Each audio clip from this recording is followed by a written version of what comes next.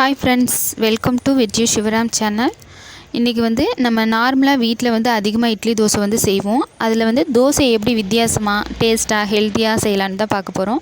So video பார்க்குறதுக்கு முன்னாடி நம்ம சேனலை வந்து சப்ஸ்கிரைப் பண்ணிவிடுங்க, பெல் பட்டனையும் கிளிக் பண்ணிவிடுங்க.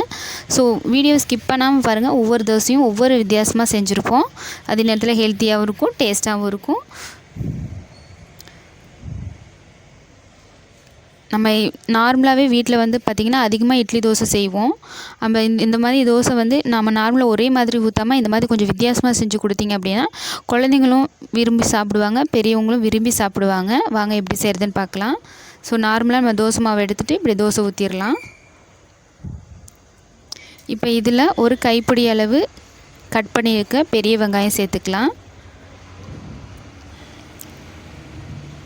பொடியாக கட் பண்ண தக்காளி ஒரு கைப்பிடி அளவு சேர்த்துக்கலாம்.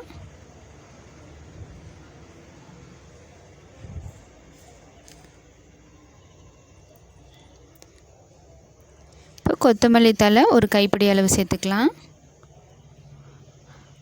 டொமேட்டோ சாஸ் அல்லது கெச்சப் எது வேணால் சேர்த்துக்கலாம்.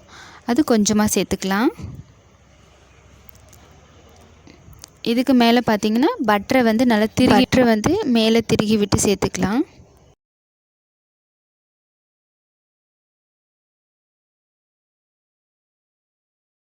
ஃப்ரிட்ஜிலேருந்து எடுக்கும்போது நல்லா கெட்டியாக இருக்கும். அப்போ வந்து இந்த மாதிரி திருகி விட்டு சேர்க்கும்போது உங்களுக்கு நல்லா திருகிறதுக்கு வந்து நல்லா ஈஸியாக வரும்.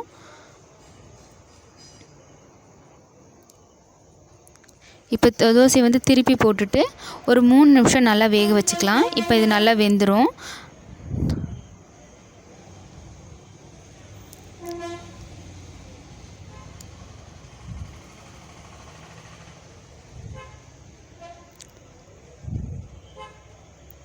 ஸோ நம்ம தோசை இந்த மாதிரி செஞ்சு கொடுத்து பாருங்கள்.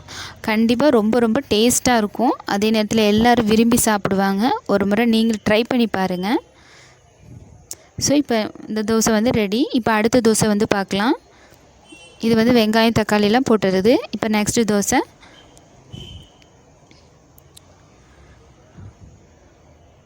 இப்போ ஒரு கைப்பிடி அளவு வெங்காயம் சேர்த்துக்கலாம்.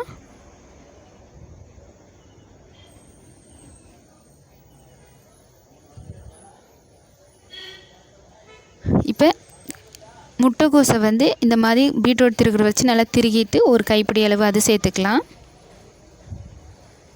ஒரு கைப்பிடி அளவு கொத்தமல்லி தழை. இதுக்கு மேலே பட்டர் திருகி விட்டுட்டு இப்போ திருப்பி போட்டு ஒரு 3 நிமிஷம் நல்லா வேக வச்சு எடுத்துக்கலாம்.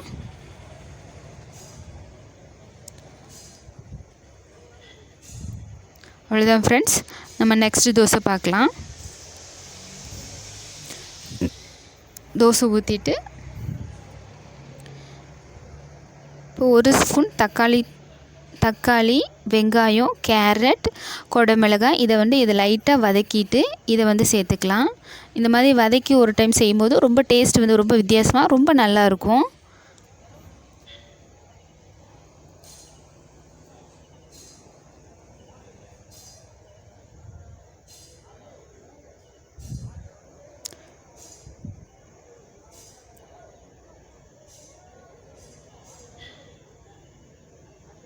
இப்போ தோசையில் வந்து எல்லா பகுதியிலும் படுற அளவுக்கு நகர்த்தி விட்டு இந்த மாதிரி பண்ணிக்கலாம்.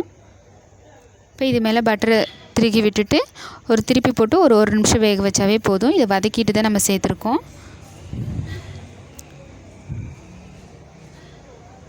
ஸோ அதே தோசை தான் நான் நெக்ஸ்ட்டு தோசை ஊற்றிட்டு பட்டரை வந்து இது பண்ணிவிட்டு காட்டியிருக்கேன். இப்போ நெக்ஸ்ட்டு தோசை பார்க்கலாம். இப்போ கேரட் வந்து திருகிட்டு ஒரு கைப்பிடி அளவு சேர்த்துக்கலாம்.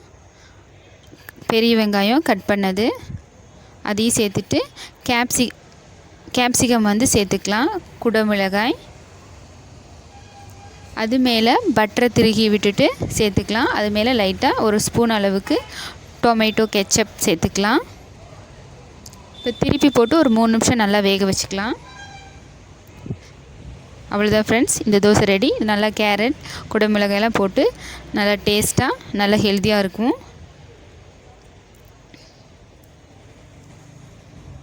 நம்ம பட்டர் போட்டு செய்யும்போது நல்ல வாசனையாக நல்ல டேஸ்ட்டாக இருக்கும்.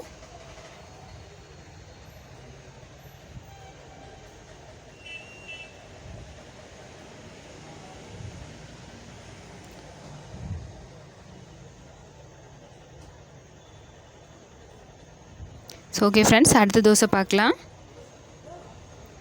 தோசை ஊற்றிட்டு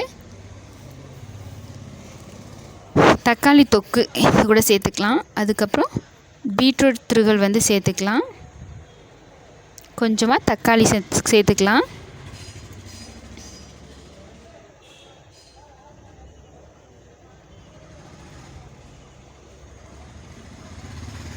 இப்போ தக்காளி தொக்கை தோசையில் எல்லா பகுதியிலையும் படுற அளவுக்கு இந்த மாதிரி பரப்பி விட்டுக்கலாம்.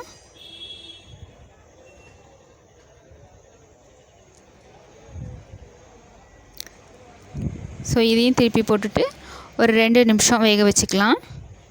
அடுத்ததாக நெக்ஸ்ட்டு தோசை வந்து நல்லா ஒரு கைப்பிடி அளவுக்கு முட்டைக்கோஸை வந்து சேர்த்துருக்கலாம். கொத்தமல்லி தழை கைப்பிடி அளவு, டொமேட்டோ சாஸ்,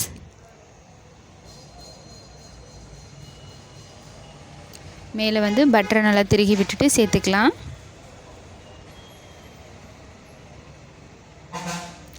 இப்போ இந்த தோசையை திருப்பி போட்டு ஒரு 3 நிமிஷம் நல்லா வேக வச்சு எடுத்துக்கலாம். அவ்வளோதான் ஃப்ரெண்ட்ஸ். இப்போ இந்த தோசை வந்து கேரட், பீட்ரூட், குடமிளகாய், வெங்காயம், தக்காளி தொக்கு, முட்டைகோஸ் இது எல்லாத்தையும் சேர்த்துட்டு வேக வச்சு திருப்பி பட்டர் போட்டுட்டு 3 நிமிஷம் நல்லா வேக வச்சு திருப்பி விட்டு எடுத்துக்கலாம். அவ்வளோதான் ஃப்ரெண்ட்ஸ். இப்போ எல்லாத்துலேயுமே நல்ல காய்கறிகள் சேர்த்துருக்கோம். ரொம்ப டேஸ்ட்டாக இருக்கும், ரொம்ப ஹெல்த்தியாகவும் இருக்கும். ஸோ நீங்களும் வீட்டில் ட்ரை பண்ணி பார்த்துட்டு எப்படி இருக்குது அப்படிங்கிறத கமெண்ட் பண்ணுங்கள். ஸோ வீடியோ பிடிச்சிருந்தா லைக் பண்ணுங்கள், ஷேர் பண்ணுங்கள். நம்ம எப்போவும் ஒரே மாதிரி தோசையாக ஊற்றி கொடுக்குறத விட இந்த மாதிரி வித்தியாசமாக செஞ்சு கொடுத்து பாருங்கள். வீட்டில் உள்ள எல்லோரும் விரும்பி சாப்பிடுவாங்க. மறக்காமல் நம்ம சேனலை சப்ஸ்கிரைப் பண்ணிவிடுங்க ஃப்ரெண்ட்ஸ். Thank you friends. இந்த தோசையெல்லாம் வந்து சட்னியே தேவைப்படாது. இது அப்படியே சாப்பிட்றதுக்கு ரொம்ப ரொம்ப நல்லாயிருக்கும். விருப்பப்படுறவங்க தேங்காய் சட்னியோடு தொட்டு சாப்பிடுங்க, ரொம்ப அருமையாக இருக்கும்.